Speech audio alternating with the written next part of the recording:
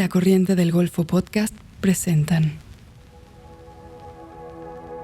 Encuentros, un podcast de Movie, la plataforma de cine seleccionado a mano. Cada día una nueva película, en cada episodio una nueva conversación.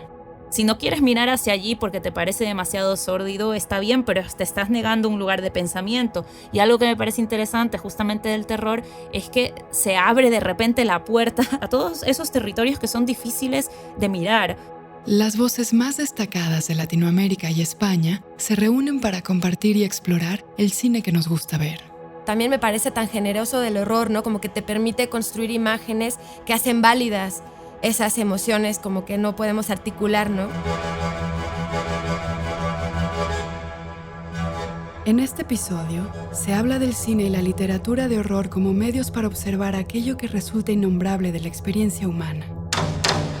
Mónica Ojeda es una escritora ecuatoriana, ganadora del premio Príncipe Claus 2019 y finalista de los National Book Awards 2022, uno de los premios más prestigiosos en Estados Unidos. Es autora de las novelas La desfiguración de Sigifredo, Nefando y Mandíbula, así como de los poemarios El ciclo de las piedras e Historia de la leche, y más recientemente del libro de cuentos Las voladoras. Ojeda mezcla en su literatura elementos de la cultura popular, el cine y un crisol de referencias literarias y orales. Es considerada una de las voces más potentes de la literatura latinoamericana contemporánea por problematizar el deseo, la sexualidad femenina y la maternidad como experiencias íntimamente ligadas al horror y la violencia. Por otro lado, Michelle Garza Cervera es una guionista y directora mexicana egresada del Centro de Capacitación Cinematográfica y becaria Chevening de la Universidad de Londres. Ha dirigido los cortometrajes Isósceles, La rabia de Clara y The Original, seleccionados en festivales como Toulouse, La Habana y Sitges. Después de colaborar en el largometraje antológico México Bárbaro, en 2022 presentó Huesera, su ópera prima, en los festivales de Tribeca, Sitges y Morelia, cosechando importantes reconocimientos del público y el jurado y liderando las nominaciones a los premios Ariel de 2023. Su filmografía, protagonizada siempre por personajes femeninos, utiliza la ciencia ficción y el terror para exponer las violencias y los temores de las mujeres en México. Mónica y Michelle se reúnen aquí para reflexionar sobre las obras de terror latinoamericanas y reclaman un lugar mayor para este género en la historia del arte.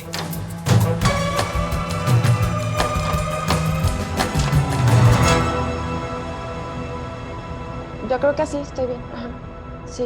O sea, por el micrófono, o sea, como que hablo un poco dirigida hacia acá, ¿no? Va, buenísimo. Muy bien, pues ¿arrancamos? Sí, arrancamos. Muy Qué bien. chévere estar contigo, Michelle. Igualmente, Mónica, llevo leyéndote ya mucho tiempo, entonces cuando me invitaron a conversar contigo me emocioné muchísimo, la verdad, y también me encanta que nos conozcamos a través de nuestro trabajo, ¿no? Como que siento que lo único que yo sé de ti es leerte, ¿no? Entonces es emocionante ahora tenerte aquí enfrente y poder charlar. Sí, es increíble. Yo, de hecho, mira, hasta que nos propusieron el podcast no había tenido la suerte de ver Huesera, pero sí que la había visto en Instagram, en redes, como comentarios sobre la película, todos muy positivos, y vi que Cleo Mendoza subió algo. Y yo decía, bueno, ¿cómo veo esta película? Y bueno, como tú sabes que de repente ya te pones a pensar en otras cosas y ya está. Y luego se pusieron en contacto conmigo justo para este podcast, y cuando me dijeron que eras tú y que podía ver Huesera y que me iban a ayudar pasándome el link para vérmela, yo dije, wow, increíble. Y la verdad es que cuando la vi me sorprendí mucho, quiero decir, por los temas en común que vi, que estaban claramente ahí. Temas en común en torno al terror, al cuerpo femenino, a la maternidad. Y vi que teníamos como un background en común de perspectivas sobre el miedo y sobre cómo este se relaciona también con toda una tradición discursiva en torno a las mujeres y a la reproducción y a la brujería y a un montón de temas que de repente pues me hermanaron un montón con tu película, pero además es que estéticamente me fascinó, me pareció bellísima. Episodio 5. Un abismo innombrable.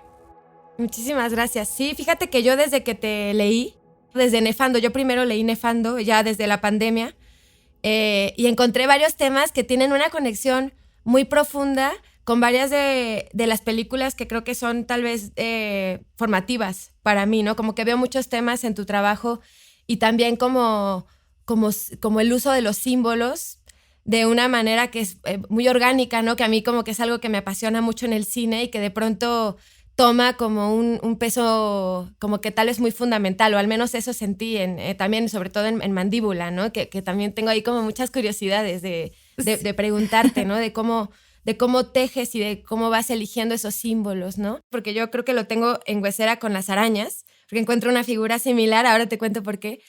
Pero justo te quería preguntar más del tema de los cocodrilos, porque de verdad se volvió como que siento que se volvió fundamental en Mandíbula. Está presente, ¿no? Está presente en esta casa de libertad de las niñas, ¿no? Como estas visiones y también como en la relación de ellas, como en el tipo de placer que se dan, ¿no? Es verdad que en la novela sí que tenía ganas de trabajar desde distintas perspectivas el terror madre e hija, ¿no? No solo desde la perspectiva de la hija hacia la madre, como subrepticiamente está en la novela de principio a fin, pero también el miedo de la madre hacia la hija, ¿no? Entonces, un poco trabajé con estos personajes, con varios personajes que tienen relación con la maternidad de una manera muy disímil, ¿no? Pero y sin embargo, sí que tienen cosas en común. Y el tema del cocodrilo, mira, justo cuando empecé a trabajar el miedo en la literatura, empecé a trabajar lo de la escritura del miedo, algo que me pasó, y no sé si te pasó esto a ti también cuando empezaste a trabajar en cine, es que pensé en cómo a veces hay imágenes, y estoy pensando en imágenes literarias, pero también puedes pensar directamente, podemos pensar en imágenes cinematográficas, ¿no? Imágenes que uno no comprende del todo, pero que de alguna manera te abisman a una cuestión desconocida en ti mismo, ¿no? Y creo que eso es a lo que llamamos imagen poética. Es una imagen que sugiere algo que está en un territorio del inconsciente, que por lo tanto conoces a medias, bueno, no conoces totalmente.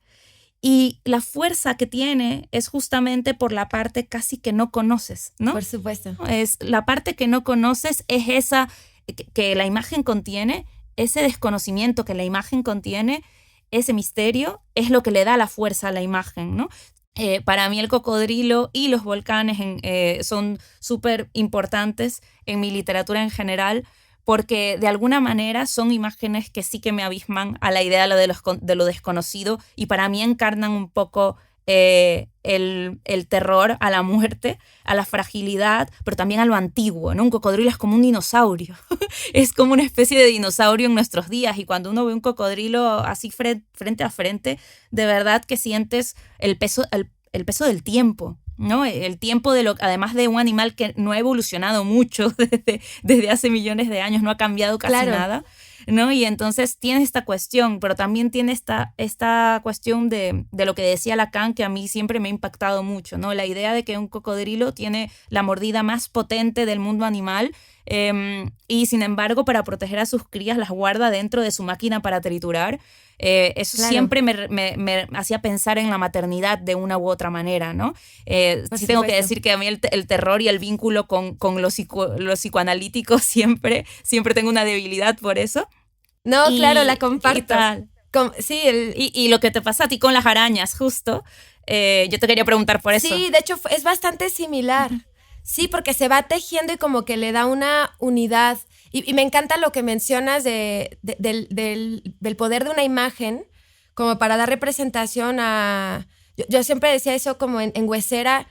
Hay algo que es un tipo de emoción que tiene el personaje de Valeria, la protagonista, que de verdad es muy difícil articular, ¿no? Y que es como eso que tiene la cotidianidad, que no te detienes a hablar luego de los pánicos que tienes en la noche, ¿no? De todo lo que no te deja dormir, porque es ahí donde ya como que quedas como una loca en la cena familiar, ¿no? Pero que justamente todo es lo que también me parece tan generoso del horror, ¿no? Como que te permite construir imágenes que hacen válidas esas emociones como que no podemos articular, ¿no? Y fíjate que a mí me pasó que yo estaba muy inspirada por esta escultora, Louise Bourgeois. Ay, la francesa. Amo, me encanta. Sí, es maravillosa. Como que me había ido encontrando con ella como de pronto no me acuerdo dónde fue que vi alguna exposición de ella, Pero también en México estuvo un tiempo, afuera de Bellas Artes, estuvieron las arañas gigantes, que justo son, es la pieza que se llama Mamam, que ella compara su figura maternal con lo arácnido, ¿no? Y desde aquel entonces se me quedó, me clavé, porque justamente ella compara mucho la forma de la araña con el hogar, a la vez con una cárcel, ¿no? Y como que hablaba mucho de sus aspectos tejedores, ¿no? De cómo tejen para ser depredadoras, ¿no? Para atrapar a sus presas, pero también para procrear, ¿no? Como para proteger sus huevos, ¿no? Y anidar. Entonces, había algo justamente que es muy similar con lo que dices de Lacan y los cocodrilos, como que tienen ese aspecto dual de la maternidad, ¿no? Que puede ser, por supuesto, pues la línea entre el amor y la violencia, ¿no? Y que es muy frágil, ¿no? Total, yo justo estaba pensando en ese vínculo que creo que además se nota ahorita en lo que estamos conversando entre literatura y cine, específicamente de terror, pero en el amplio aspecto podríamos pensarlo en cualquier género, ¿no? Pero esta mutua inspiración, ¿no? que se gesta entre estas dos disciplinas, porque me parece interesante, estábamos hablando de la imagen justo, y creo que de una u otra manera, tanto en cine como en escritura, estamos tratando de construir esas imágenes, estamos tratando de pensar en imágenes, y justamente en el cine de terror y en la literatura de terror se trabaja mucho poniendo en el centro lo desconocido y el misterio, ¿no? Que por eso íbamos a la parte de la imagen poética. Pero también lo que hablamos ahora de la araña y el cocodrilo, de lo animal, ¿no? Que creo que en el cine de terror y en la literatura de terror el tema de lo animal es súper, súper importante, porque de una u otra manera refleja nuestros terrores más esenciales, el terror de deshumanizarte hasta convertirte, hasta que lo único que quede de ti sea tu necesidad más extrema, ¿no? Toda esa parte que consideramos, entre comillas, vulnerable, pero en el cine de terror y en la literatura de terror también tiene una fuerza, que es lo salvaje, que es lo animal, ¿no? También nos da miedo, ¿no? O sea, como especie le tenemos miedo a, entre comillas, volvernos bárbaros, ¿no? De repente perder el lenguaje. Habitar en un territorio en donde lo único que existe es el cuerpo, porque en realidad le tenemos muchísimo miedo al cuerpo, ¿no? Eso también me hace pensar en Huesera una vez más, porque el terror corporal de la mujer que está embarazada en tu película es muy poético para mí. O sea, a mí me pareció increíblemente poético, es terrorífico, pero poético a la vez, ¿no? Porque justamente habla de esto, de esta especie de crisis de identidad que uno tiene entre su parte más animal y la parte que uno quiere construir como un humano ciudadano del mundo, o ciudadano de su espacio, ¿no? Sí, y fíjate que hay una leyenda que de hecho, no sé si la conoces, que es la leyenda original de la Huesera. Yo la verdad busqué hoy justo. Ah, muy bien. Yo la verdad es que tampoco es que sea tan conocida. O sea, yo la conocí hace unos 10 años más o menos. Y que es chistoso lo que dices, porque justamente trata de esta anciana, ¿no? Que está en el desierto desenterrando huesos y va poniendo junto este esqueleto, y es un esqueleto de un lobo. Es un esqueleto canino. La parte del lobo no lo sabía. Había leído lo de la reconstrucción con huesos de algo que de repente hacer algo en plan Frankenstein, ¿no? Con los huesos, pero no sabía que era un lobo. Me encanta. Es un lobo. Wow. Y de hecho creo que a la huesera la conocen como huesera o como la loba. O sea, como que se la nombran a la leyenda de ambas formas. Y a través de un ritual, digamos que toma forma de mujer, ¿no? Este lobo que corre por el desierto. Entonces justo tiene esos aspectos que tal vez sí me gusta mucho cómo lo mencionas, porque creo que tiene que ver con abrazar esas áreas ocultas, ¿no? Como todo lo innombrable, ¿no? Lo prohibido, ¿no? Que veníamos hablando, ¿no? De todo lo oculto, que tal vez comparamos con lo animal y que sí está muy presente en el cine de horror, ¿no? Y que, claro que en Cronenberg o Carpenter, ¿no? Como que hay una constante... Por ejemplo, pienso mucho en La Mosca, ¿no? Como que me viene mucho siempre La Mosca a la cabeza de lo maravilloso que hay. Y fíjate que es algo que quería hablar contigo, porque veo en ese cine de horror corporal que a veces es muy explícito, ¿no? Que como que no hay ese temor de mostrar la transformación literal del cuerpo, ¿no? Y que es distinto al horror de lo oculto, ¿no? Y que lo habla Stephen King, creo, ¿no? Que todo lo que hay detrás de la puerta siempre va a ser más horrorífico cuando está detrás de la puerta, porque siempre, aunque muestres un monstruo de 30 metros, siempre tu mente va a pensar, pudo haber sido de 300 metros, ¿no? Como que tenemos como que también yo creo que la humanidad, presenciamos o hemos hecho cosas tan terribles que ya nada de lo que puedas entregarle casi que a la audiencia, por lo menos a nivel de imagen, va a ser igual de horrorífico que lo que hay, de lo que puedes imaginar todavía antes de abrir la puerta, ¿no? No sé qué piensas de eso y la verdad es que creo que en la literatura sí que se puede. O sea, sí que puedes generar ese miedo de lo enorme, ¿no? Sí. En el cine me parece que es algo muy complejo. Es muy complejo, pero creo que hay estrategias y también creo que la literatura a veces puede fracasar en su intento porque a veces nombra, a veces los autores no podemos parar de nombrar. Y la cuestión es justamente lo que decías antes, a veces hay que saber controlar la voluntad de nombrar o de mostrar porque a veces funciona mucho mejor si no se nombra, si no se sujeta a la imagen con tantas riendas, ¿no? Hay que dejar a la imagen un poco libre. No querer sobreexplicar, no tratar tampoco al espectador ni al lector como si fuera un tonto o una tonta. Sí. Eso es muy, muy, muy complejo de lograr, ¿no? Pero estaba pensando en lo que decías también, claro, con lo del terror corporal, pero también la puerta cerrada, la idea de lo desconocido que no se debe mostrar o qué. Y hace poquito me vi una película que me gustó un montón, se llama Barbarian, te la viste, Ay, ¿no? Me encantó. Me encantó esa película de Zach Cregger y además, después de verla, me puse a ver como los vídeos del backstage, de cómo habían hecho todo, ¿sí? Y entonces lo escuché a él, pues que también él es el guionista de su propia película. Y fue interesante porque cuando él estaba hablando de la película, y hablaba de un momento clave. Yo no quiero arruinar a las personas que escuchen el podcast la película. Por favor, véanse la película porque está tremenda. Da mucho miedo. Da mucho miedo. Da mucho miedo. Pero bueno, hay un punto en donde hay un punto de giro, ¿no? De repente hay un giro porque se ve algo que hasta cierto momento de la película no se había visto. De repente hay un momento en ese sótano que se ve lo que hay en el sótano. Entonces, cuando ya se ve eso... Zach Cregger dice en su entrevista: yo sabía escribiendo el guión que aquí podía tomar dos caminos. Uno, pues seguir con el terror dentro del sótano y de lo que pasaba y simplemente pues confiar en el terror corporal, en las heridas, en la persecución, etcétera, etcétera. O lo que finalmente hice, que es, vale, ya aquí he hecho ver esto, ahora entonces vamos a darle otra vuelta de tuerca a esta película y vamos a hacer que la película vaya por otro territorio. Y ahí me parece que esa decisión es a lo que llamamos terror psicológico, ¿no?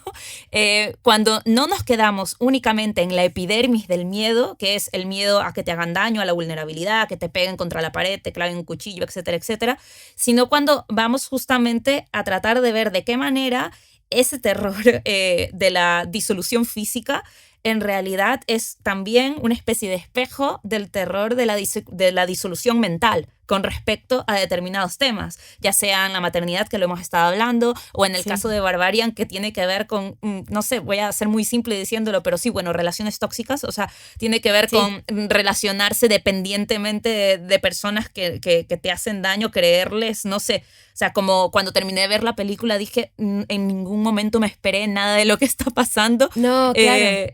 Me sorprendió mucho. Es muy difícil hacer ahora mismo cine de terror que no lo veas venir. Y bueno, mira, hablando de cine, ahorita que estamos hablando de cine norteamericano, porque creo que la verdad sí ha definido, a mí me pasa mucho ahora como mostrando Huesera que sí me ha pasado muchos comentarios, ¿no? Después de las proyecciones que me dicen, es que esto no es horror. Y yo me pregunto luego, ¿pero por qué dicen que no es horror? Porque creo que muchas de las películas que para mí fueron como fundación, ¿no? De hecho, se podría decir, se pueden ver claramente muchas referencias, ¿no?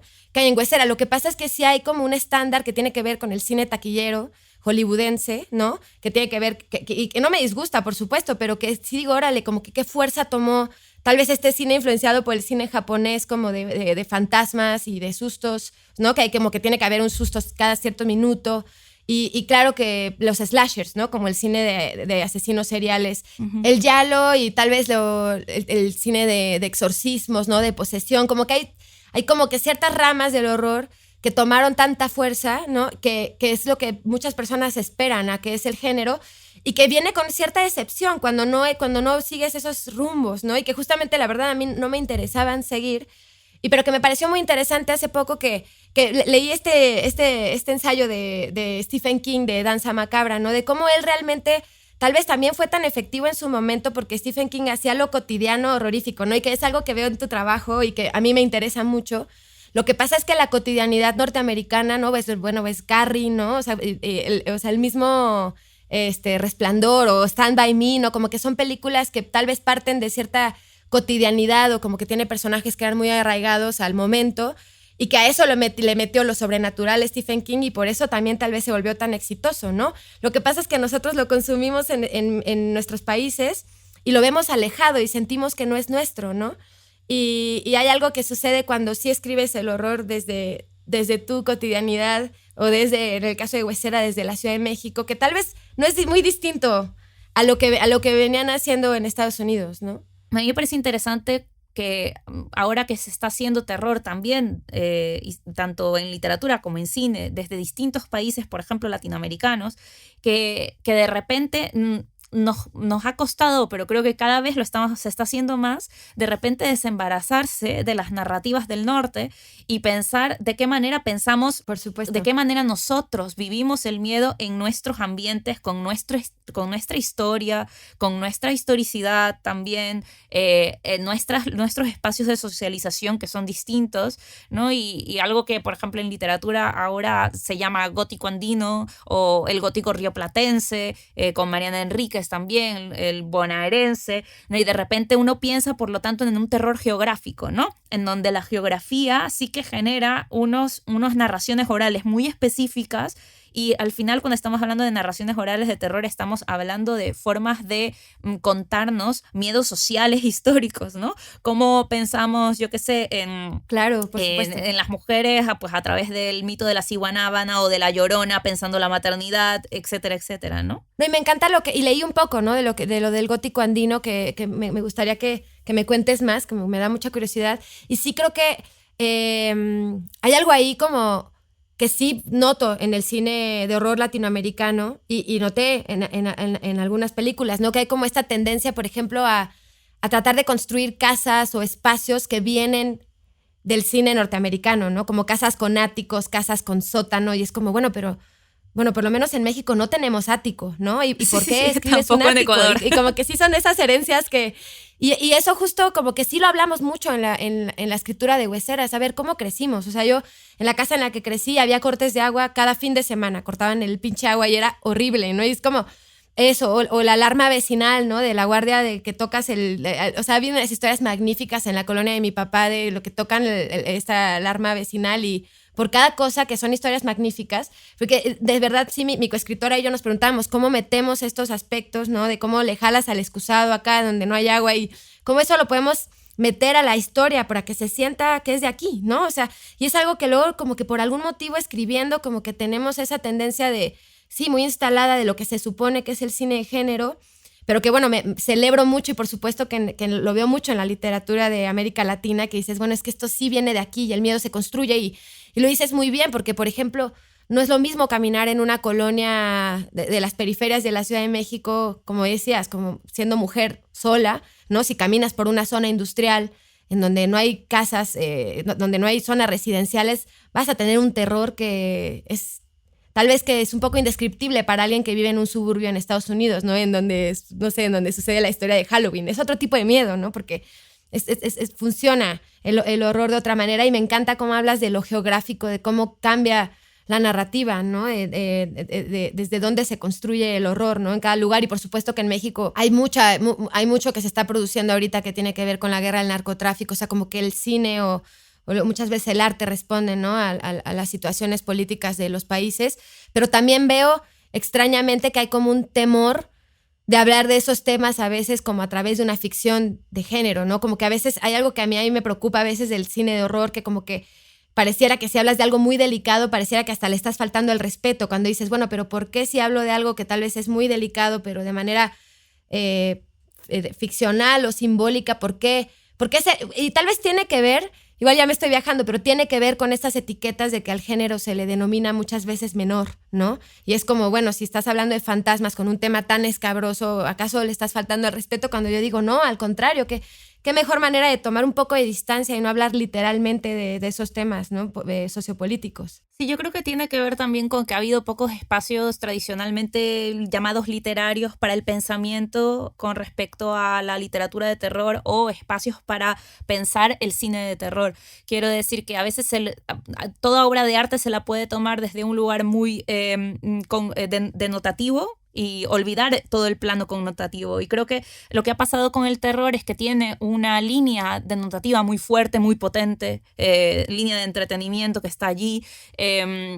Y por eso muchas veces se ha quedado la gente allí en la discusión, ¿no? Como, no, esto es solamente en este plano denotativo, pero no, tiene un potentísimo plano connotativo allí, igual que todo género artístico lo tiene.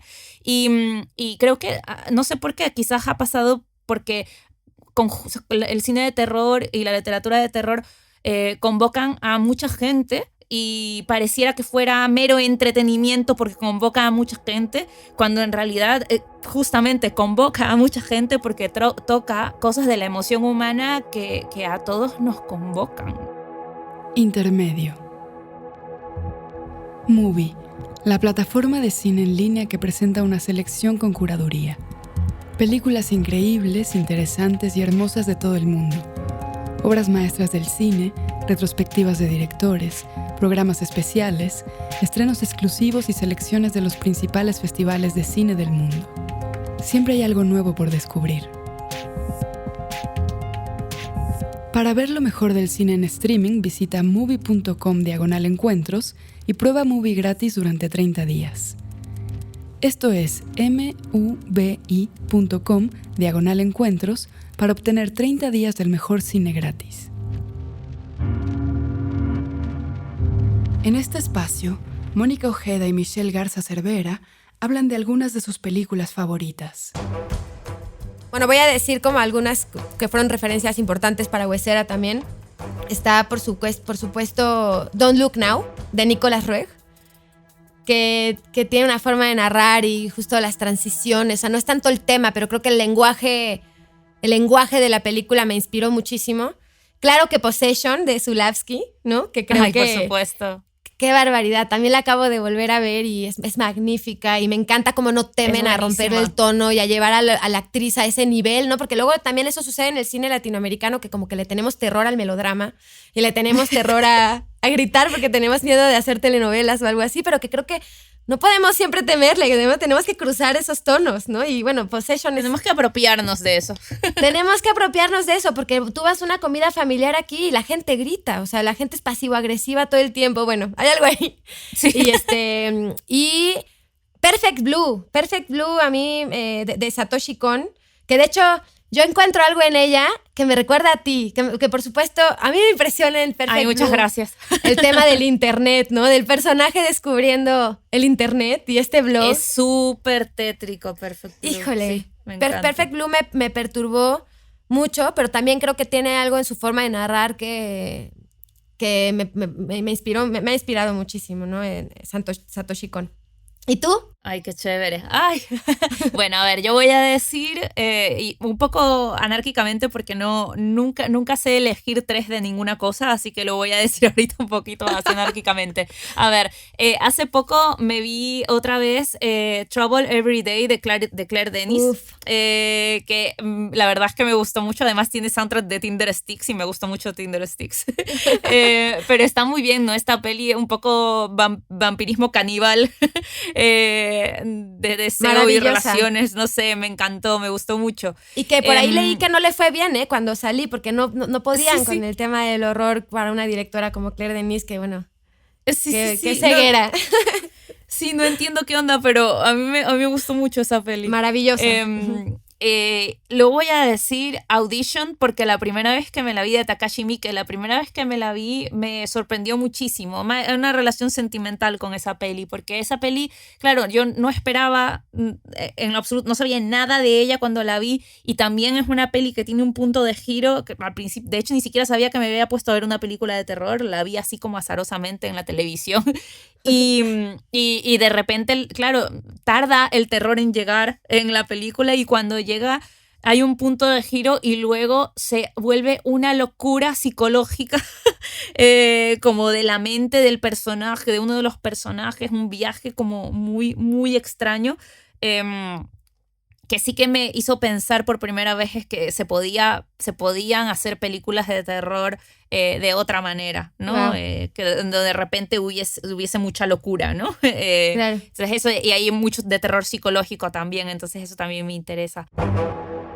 Segunda parte. ¿Me pueden ayudar?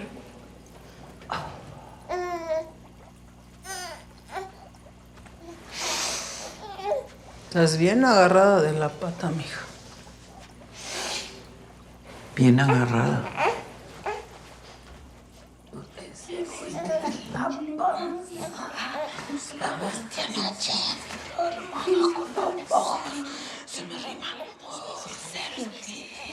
Acabamos de escuchar un fragmento de Huesera, de Michelle Garza Cervera. Me sorprende que te hayan dicho que Huesera no es una película de terror, porque para mí evidentemente lo es. De hecho, estaba pensando también en películas como The Witch de Robert Eggers, ¿no?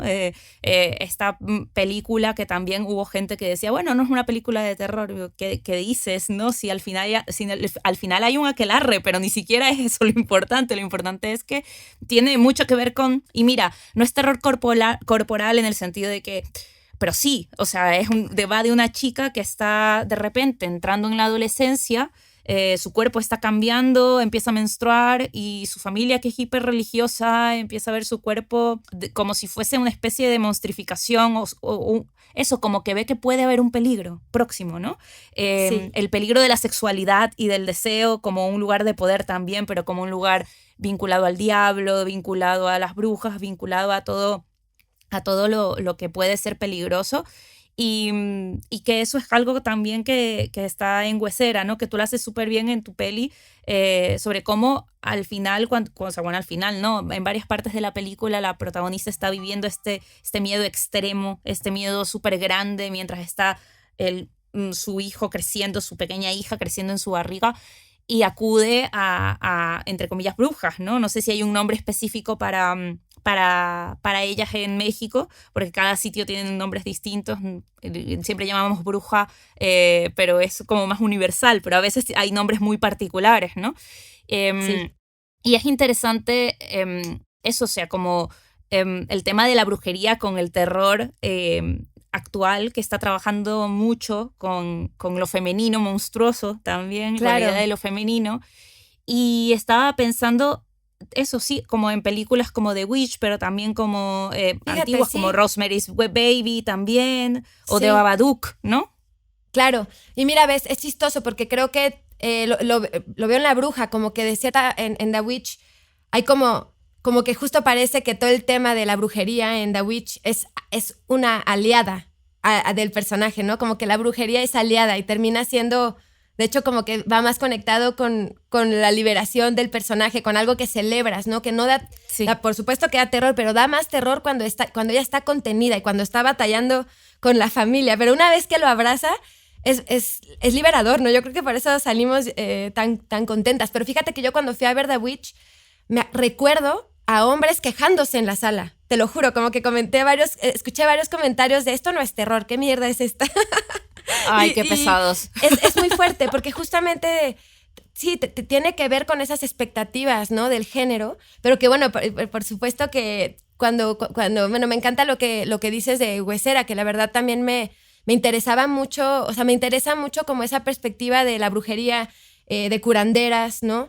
Como aliadas, porque por ejemplo en Bebé de Rosemary sí que cumplen como con lo tradicional de que te da horror, ¿no? Sí son los antagonistas, ¿no? Y ella es algo muy curioso porque en Bebé de Rosemary, no sé si tú coincides, pero a final de cuentas hay como bueno, yo sentía como que hay un comentario ahí de que no importa que te haya violado el diablo, que tu pareja te haya, ¿no? Como que sometido a todo esto a través de una traición, que tu hijo sea el mismo diablo, pero lo que vive en ella, lo que domina es el instinto maternal, ¿no? Al cual no va a darle la espalda. Y a final de cuentas era como la expectativa, ¿no? También, Sí, o sea, sí. y tenía ella que quedarse, ¿no? Entonces es muy fuerte cuando analizas esas películas y dices, wow, ¿no? Y como que sí hubo algo ahí que, por supuesto que yo no me puedo arrancar lo mucho que me influyó el cine de Polanski, ¿no? La verdad es que sí fue tal vez esa trilogía de El Inquilino y Bebé de Rosemary, Repulsión, tal vez fueron las películas que más vi cuando empecé a estudiar cine. Sí, wow, Repulsión, pero como que sí analizándolas decía, ¿cómo le damos la vuelta a esto, no? O sea, ¿cómo narrarlo desde otra perspectiva?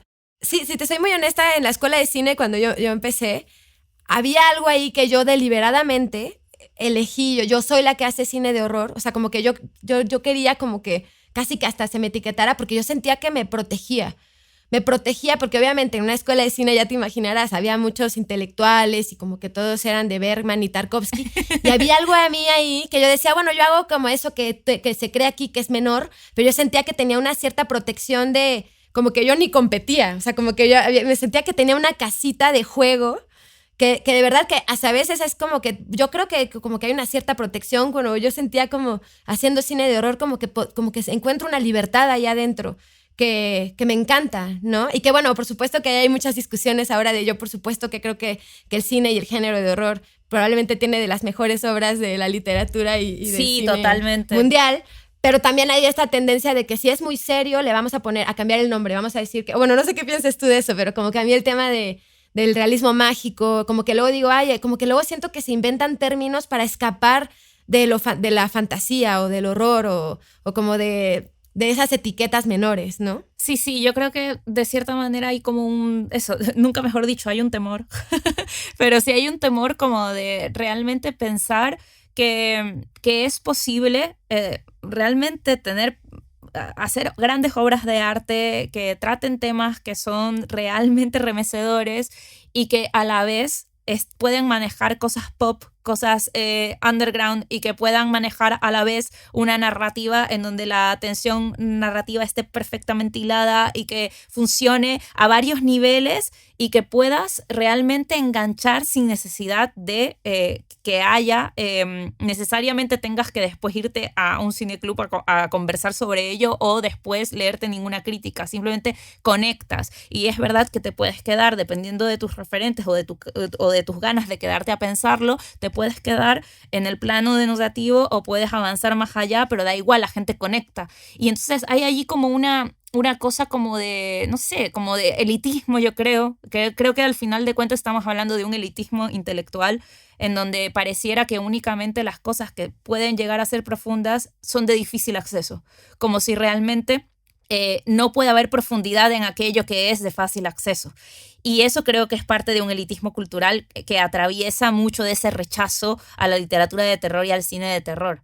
Y estaba pensando, por ejemplo, en cineastas que tradicionalmente han hecho, yo qué sé, pues películas no consideradas de género, como Luca Guadagnino, ¿no?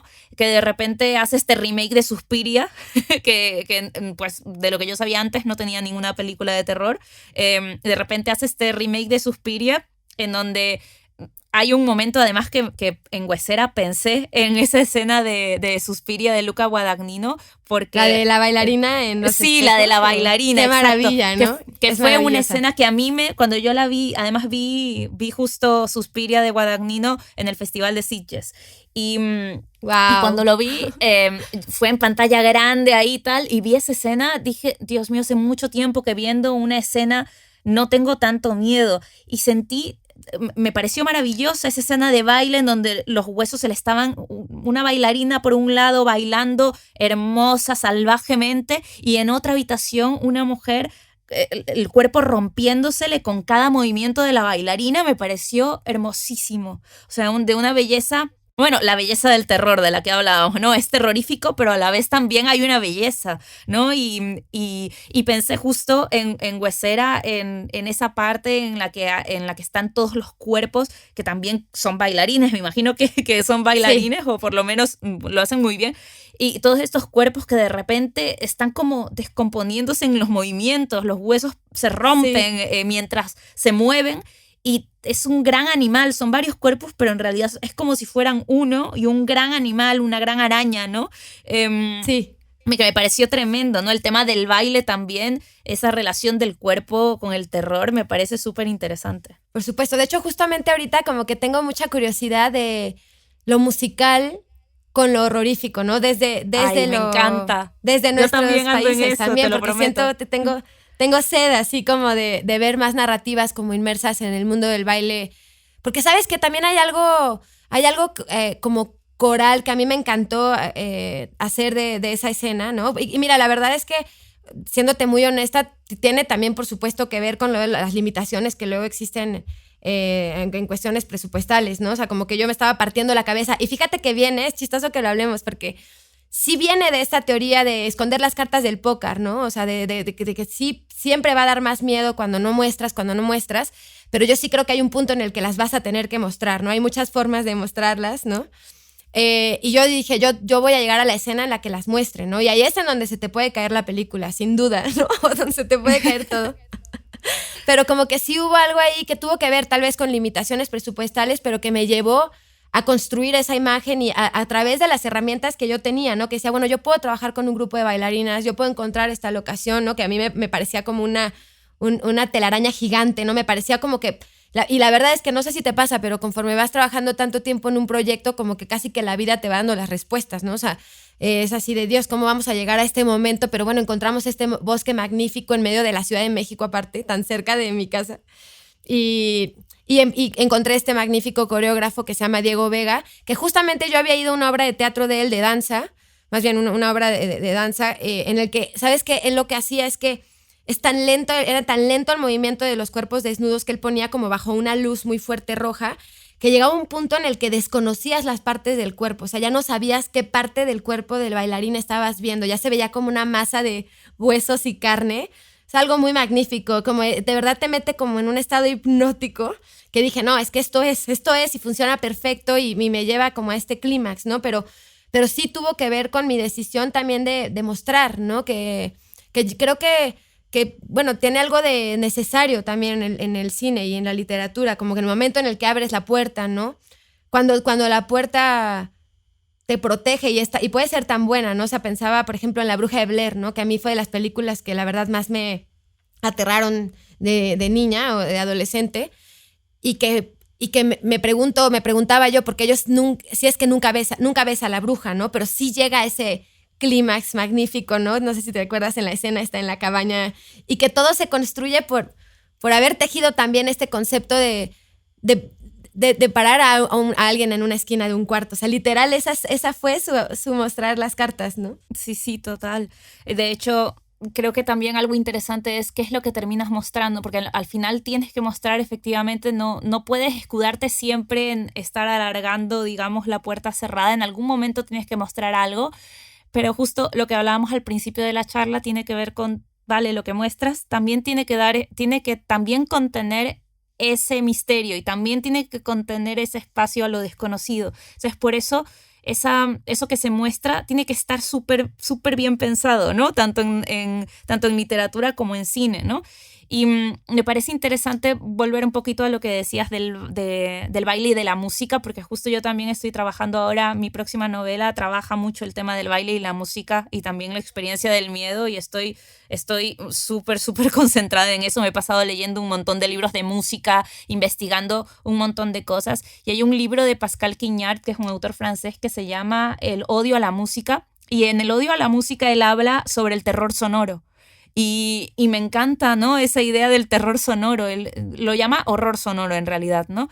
Pero la idea de que el sonido está realmente relacionado y la música también con la oscuridad. Por eso cuando escuchas música cierras los ojos para poder escucharla bien, porque hay algo que te invita realmente a la ceguera. Esa idea de que el sonido estimula de alguna manera la imaginación, también no solamente para lo bueno, sino también para lo malo. Sin duda. Como que entonces, me gustaría conectarlo con el tema del horror cósmico, como que, porque también leí algo en tus entrevistas, me da mucha curiosidad saber más de lo que piensas del horror cósmico, que a mí me parece lo más horrorífico. Fíjate que yo en la pandemia descubrí a Thomas Ligotti, yo no había leído, yo leí de la conspiración contra la raza humana, que me traumó y creo que no fue buena idea leerlo en la pandemia, porque me hizo sentir muy miserable, pero como que sí siento que hay algo en la indiferencia, que tal vez es de los aspectos más es de lo que más horror puede dar, ¿no? Como que la indiferencia de lo no humano y por supuesto de nosotros mismos, ¿no? De los humanos, de unos con nosotros, ¿no? Sí, sí, yo recuerdo además cuando era adolescente, mi primera crisis existencial fue cuando dejé de creer en Dios, ¿no? Y recuerdo haber tenido una conversación con mi madre, porque la verdad es que mi familia tampoco era muy religiosa, pero bueno, sí creen en algo, no se debería decirte qué, quizás en los monstruos de Lovecraft incluso, no tengo idea de cómo son los dioses de mis padres, pero en todo caso sí que había crecido con toda la narrativa judio-cristiana, católica, como pasa en la mayoría de nuestro continente, ¿no?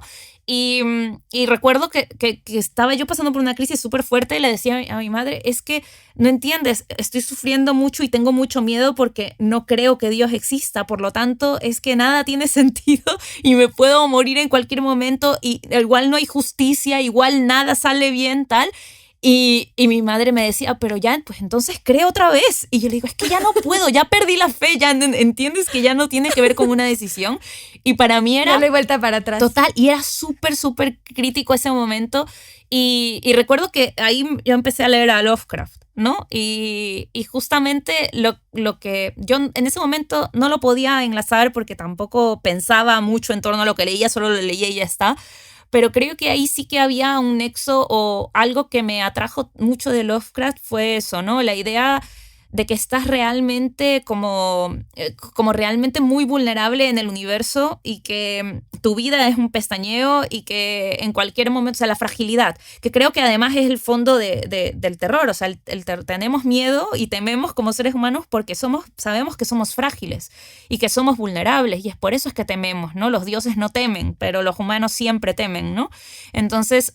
ahí hay una cuestión como que a mí me parece fascinante, que por eso me parece que el terror es un género realmente potentísimo porque estudia la fragilidad humana, ¿no? Es lo que hace, lo estudia. Por supuesto. Y yo pensaba en estos... Sí, sin duda. Y bueno, en tu trabajo es magnífico porque te atreves a hablar de temas tan innombrables y que es algo que, de verdad, Mónica, porque tu presentación conmigo, porque empecé con Nefando, es algo que se me quedó muy grabado y que me encantó, que es como esta descripción de esta niña que va al circo y que es que sentí que como que fue una síntesis hermosa, ¿no? Que luego ya después descubriéndote entendí, ¿no? Que es como vas a alejar todo ese show de querer minimizar, de querer confitar, ¿no? De querer distraernos de lo otro, ¿no? De eso terrible que acaba de pasar y que no le vas a poder borrar de la cabeza de nadie, ¿no? Pero como que todo este show que se arma para evitar hablar de esos otros temas que son el tabú, ¿no? Y como que tú sí le entras así a full, ¿no? Al tema, ¿no? De todo sí, la verdad, de temas muy escabrosos, que fíjate que es algo que a mí luego me preocupa en el cine, ¿no? Porque siento una libertad en el texto, en las novelas, por supuesto, sobre todo, más que en el cuento, que en los cuentos, pero como que siento una libertad de entrar a todos esos temas prohibidos, ¿no? Y lo veo claramente en ti y en otros escritores que me encantan y que luego me pregunto, y por supuesto que hay cine que se atreve, ¿no? Por supuesto que hay películas que van hacia esos territorios, ¿no? Yo acabo de ver esta de Mantícora, que no sé si no la has visto, sí, la tienes que ver. Me ¿La encantó. viste? Uf, qué maravilla. Y claro, otra de mis películas formativas es uno que más me encantaban desde adolescente, es esta de Mysterious Skin, de Greg Araki. Uh-huh. Que no sé si te acuerdas. Esa no me la he visto. Bueno, la tienes que ver porque es también como que habla justo el tema de abuso infantil de una manera que de hecho sí atraviesa el género, es magnífica. Y que luego yo como que te leo y digo, ¿qué tanto tiene que pasar, ¿no? Para que una película alcance esos niveles, ¿no? De hablar de lo tabú, ¿no? Porque creo que tienes que pasar por o sea, como que creo que tienen que suceder muchas cosas para que exista al final una película que se atreva, ¿no? Que por supuesto está Haneke, ¿no? Que sentí claro que hay muchos cineastas, ¿no? Que llegan a ese nivel, pero que sí me parece que es difícil alcanzarlo, ¿no? O sea, como que siento que hay temas que también por la velocidad del cine, que en 2 horas ya lo viste y como que hay algo ahí que la censura puede ser más dura o puede definir más el rumbo de lo que se produce y lo que no. Sí, creo que además algo pasa con el género del terror que creo que está abocado justamente a trabajar temas difíciles. Y por eso también hay una pregunta ética que lo atraviesa de cabo a rabo, yo creo. O sea, que creo que si uno escribe terror o hace cine de terror, tiene que preguntarse por cómo estoy trabajando este tema, lo estoy trabajando desde el morbo o no, es un tema que se pueda trabajar desde el morbo, porque tampoco quiero aquí censurar la posibilidad de trabajar el morbo como una emoción humana que también nos atraviesa y que también estaría bien que nos lo hiciéramos ver también, y que eso también es tema de arte, ¿no? Pensemos, por ejemplo, el morbo, ¿no? ¿Por qué de repente volteamos a ver cuando hay un accidente en la calle y ralentizamos la marcha del carro o del coche para ver si vemos al muerto, ¿no? O sea, ¿qué nos atrae y nos repugna de la muerte a la vez? Entonces, ahí hay una verdad profundamente humana que si uno no quiere mirar hacia allí, si no quieres mirar hacia allí porque te parece demasiado sórdido, está bien, pero te estás negando un lugar de pensamiento. Y algo que me parece interesante justamente del terror es que se abre de repente la puerta a todos esos territorios que son difíciles de mirar. Y también se abre la puerta a toda esa experiencia humana que está atravesada también por el peso del inconsciente y que por lo tanto está atravesada también por la imagen, por lo tanto por el símbolo, por lo tanto por la mirada poética, ¿no? Y claro, un poco porque estamos aquí conversando y saltando de un tema a otro, pero es que todo esto me emociona mucho y hay algo que tú dijiste antes, que lo anoté aquí en mi cuaderno para no olvidarme de volverlo a sacar, que es que el tema de cómo narrar el terror o cómo narran algunos directores del terror, y pensando en Polanski, ¿no? Y de qué manera trabajaba con el terror y también con el terror de lo femenino desde una perspectiva muy particular, que es la perspectiva justo de lo femenino monstruoso, pero también respondiendo a personajes como el bebé de Rosemary, justamente como Rosemary, un personaje que al final decide que su maternidad sí que va a imperar por encima de todo y por lo tanto es un personaje con el que socialmente la gente se siente cómoda, un poco... Claro. Te sientes cómoda con Ana Karenina porque Ana Karenina nunca quiere abandonar a sus hijos, pero Madame Bovary incomoda hasta el día de hoy porque en realidad ni siquiera quería ser madre. Entonces no los quería tanto a sus hijos. Entonces le puedes perdonar a una mujer hasta que sea, entre comillas, adúltera, como se la llama en estos libros, en estas novelas, adúlteras, ¿no? A eso se lo puede perdonar, pero lo que no se le perdona a una mujer es que no quiera a sus hijos, porque la maternidad es como algo... santificado en nuestras sociedades, ¿no? Entonces me parece interesante cómo determinadas películas contemporáneas de terror están narrando porque, a ver, no quiero invalidar para nada las películas de Polanski. Por ejemplo, a mí me gusta mucho Rosemary's Baby, Repulsion me encanta. No tiene que ver con eso, sino tiene que ver con qué bueno que las narrativas del terror se puedan enriquecer desde otras perspectivas, como justamente The Witch, en donde la aquelarre es casi que festivo y más bien el terror viene del ambiente familiar, ¿no? O también, ¿no? Pensando The Babadook, que también es una peli que además fue dirigida por Jennifer Kent, en donde se trabaja también el tema de cómo una madre puede de repente, de verdad, estar en una situación de tanto estrés psicológico como para quererle hacer daño a su hijo. O sea, que esto es algo que puede pasar y no significa que sea una persona monstruosa, o el monstruo sale en un momento, pero no significa que es permanente, ¿no? Que eso es algo que me encantó, que es algo que no sé si hubiese podido narrar tan eficientemente una persona hace 50 o 100 años, ¿no? O sea, esto lo hace Jennifer Kent, ¿no? Hace relativamente poco tiempo, cuando sabemos más sobre la depresión postparto, y etcétera, etcétera, ¿no? Sí, y que fíjate que es interesante, yo no soy madre, pero por supuesto que con Huesera hicimos también mucha investigación, muchas de las involucradas, la protagonista y demás, gran parte del equipo. Y es muy interesante ver cómo es tan común estas emociones, estos pensamientos, pero tiene que haber, o sea, yo me di cuenta que contaban estas historias o estas anécdotas de momentos de pánico y de estrés y de verdad de llegar a un odio profundo, ¿no? De querer salir corriendo de sus casas, que es bastante común. Lo que pasa es que tenía que llegar un proyecto, ¿no? De tantos años, como las ganas de hacer una película, para que de verdad sintieran un espacio seguro de decir, yo también, como que es mucho más común, o sea, y de hecho, sí, como que no siempre solo es la depresión postparto, ¿no? Como que creo que es un ir y venir de muchas historias que yo creo que todas las madres atraviesan, pero que se las guardan, ¿no? Y que si se atreven a contarlas un día, van a ser juzgadas eternamente, ¿no? Por haber contado esa historia, ¿no? Entonces creo que hay mucho ahí. Sí, de hecho, lo que decías del terror como algo que tiene que ver también con la represión y con la experiencia psicológica, ¿no? Claro, en Huesera se ve como la protagonista, esta mujer embarazada, siente que no puede hablar sobre lo aterrada que está, sobre el terror que está viviendo, porque se supone que está embarazada, tiene que estar feliz y tiene que estar agradecida con la vida por estar embarazada, y no puede hablar sobre ese terror, que es también es una experiencia de terror psicológico que creo que han pasado muchísimas mujeres. O sea, yo tengo amigas que justamente han tenido hijos y que me han hablado de eso, de periodos de infinito terror, infinito miedo, infinita depresión, y que no podían hablarlo con nadie porque sentían que les iban a juzgar, porque ese discurso no está permitido para una mujer embarazada, ¿no? Es una palabra que no puedes mencionar, ¿no? Y ahí está como de repente el tabú. Y me parece que el terror de una u otra manera trabaja el tabú, ¿no? O sea, creo que al final sí que pienso que como humanidad vamos como perfeccionando las narrativas, y por eso también no nos quedamos únicamente en los arquetipos los seguimos utilizando, pero de alguna manera estamos buscando darle la vuelta de tuerca o el punto de giro, como un poco lo que quiso hacer el director de Barbarian.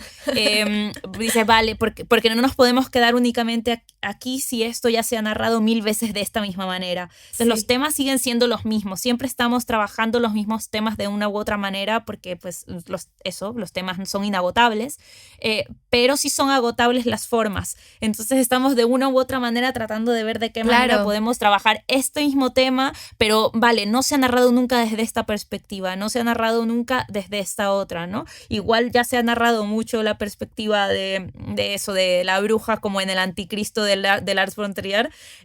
Vamos a buscar una manera distinta de narrar a la bruja, ¿no?